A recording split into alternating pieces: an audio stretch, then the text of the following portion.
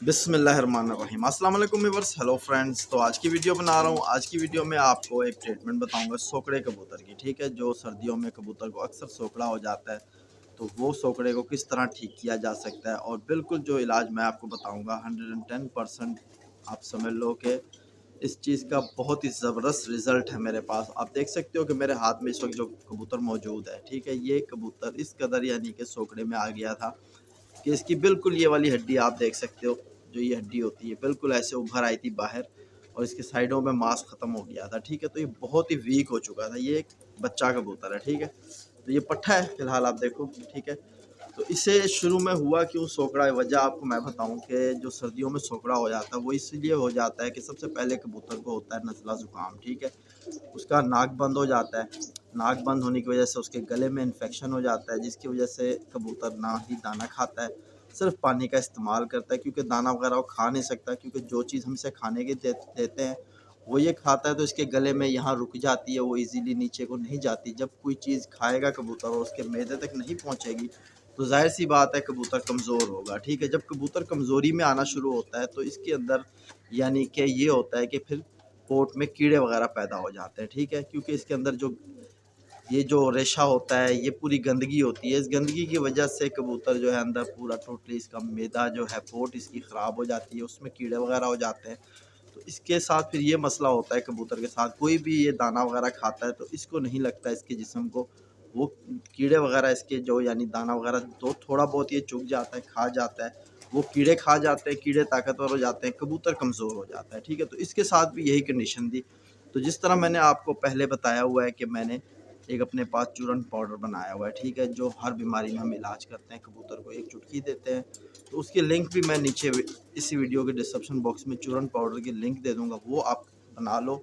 उससे आपके कबूतर तकरीबन गला ख़राब, ज़ुकाम, जो भी मसले मसाइल होते हैं, उससे वो ठीक हो जाएगा। कबूतर पोट बंद भी हो तो पोट भी खुल जाएगी कबूतर की। तो मसला ये है कि इस कबूतर के साथ ये मसला हुआ, जिसकी वजह से ये कबूतर हमारा सोखड़े में आ गया, ये बच्चा, और ये बहुत ही कमज़ोर हो चुका था, बिल्कुल इसकी हड्डी निकली हुई थी। ठीक है, तो इसकी ट्रीटमेंट मैंने जो की है वो बिल्कुल देसी है। ठीक है, तो ये जो देसी चीज़ें हैं वो बिल्कुल आसान सी और आपको ईज़िली हर जगह मिलने वाली चीज़ें हैं, तो आप नोट फरमाएँ उस चीज़ को, और बनाने का तरीका भी आपको बताता हूँ। तो सबसे पहले आपने लेना है काला चना। ठीक है, सबसे पहले मैं इस कबूतर की आपको, जो कबूतर सोकड़े में आ जाता है, ठीक है, जो कबूतर सोकड़े में आ जाता है उसकी ग़िज़ा बताऊंगा, उसके लिए खुराक बताऊंगा, वो आपने उसको खिलानी है सोकड़े के दौरान, जब कबूतर सोकड़े में आ जाए, जब उसकी ये हड्डी बाहर निकले।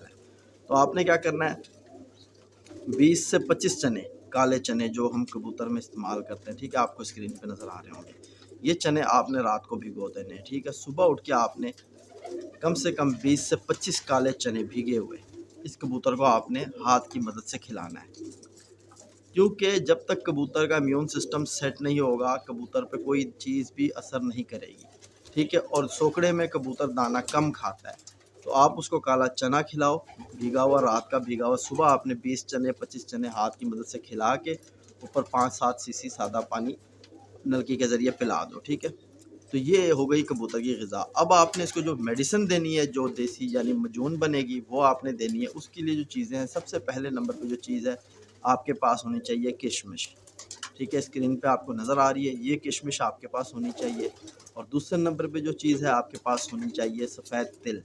ठीक है, सफ़ेद तिल होते हैं, ये आप देखो स्क्रीन पे नज़र आ रहे हैं आपको, ये चीज़ आपके पास होनी चाहिए। ठीक है, 2 चीज़ें ये हो गई। तीसरे नंबर पे जो चीज़ है यानी सिरिलैक्स, जो यानी कि आपको इजीली बच्चों में जो हम इस्तेमाल करते हैं, किसी भी परचून या सुपरमार्केट वगैरह में, आपको ग्रोसरी वगैरह में, ये जो सिरिलैक्स होता है बच्चों का, ठीक है, गंदम का बना हुआ, वो आपने सिरिलैक्स ले लेना है। ठीक है, ये 3 चीज़ें आपके पास होनी चाहिए इस मजून को बनाने के लिए। पहले नंबर पे किशमिश, दूसरे नंबर पे सफ़ेद तिल, तीसरे नंबर पे सिरिलैक्स। ठीक है, जो बच्चों में इस्तेमाल किया जाता है। ये 3 चीज़ें आपने लेकर, सबसे पहले आपने किशमिश ले लेनी है, आपने समझ लो 30 से 40 दाने किशमिश के ले लो, उनको बिल्कुल मसल के आप उसकी यानी कि एक मजून बना लो। बिल्कुल आप इस तरह मसलोगे उनको, तो हाथ में बेशक मसलोगे, कूटोगे, वो अलग चीज़ है, आपका मैटर है, जिस तरह आपने बनाना है। हाथ में भी मसलोगे तो यकजान हो जाएगी किशमिश का एक यानी कि आपका मजून बन जाएगा।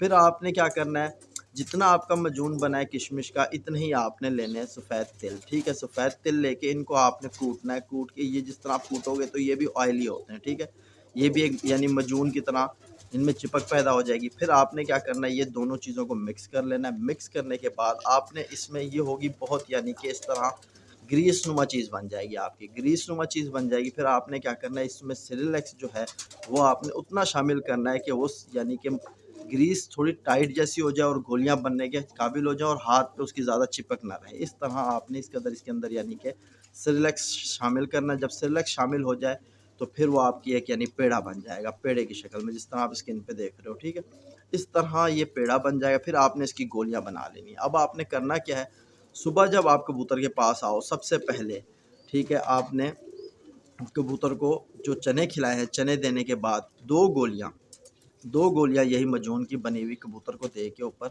6-7 सीसी सादा पानी पिला के कबूतर को छोड़ दो। और दोबारा यानी दूसरा डोज जब देना है वो आपने करना है रात को। फिर आपने 2 गोलियां बनानी है वही मजून की, फिर कबूतर को देनी है। देने के बाद ऊपर 6-7 सीसी सादा पानी पिला के कबूतर को छोड़ देना है। इंशाल्लाह ये ट्रीटमेंट आप यानी 1 हफ्ता करोगे, आप देखोगे कि आपका वही कबूतर जो यहाँ से बिल्कुल सूख चुका था, हड्डी उसकी बाहर थी, वो कबूतर बिल्कुल फिट हो जाएगा। आप अल्हम्दुलिल्लाह, ये कबूतर आप देखोगे मेरे हाथ में किस कदर ज़ोर मार रहा है। ये कबूतर की इतनी बुरी कंडीशन थी कि आप देखते तो कहते कि ये एक्सपायर होने वाला है, यानी कि इसकी वो कंडीशन बन चुकी थी। और अल्हम्दुलिल्लाह अब ये कबूतर बिल्कुल फिट हो चुका है। तो ये जो ट्रीटमेंट आपको बताई है ये बिल्कुल कारआमद चीज़ है।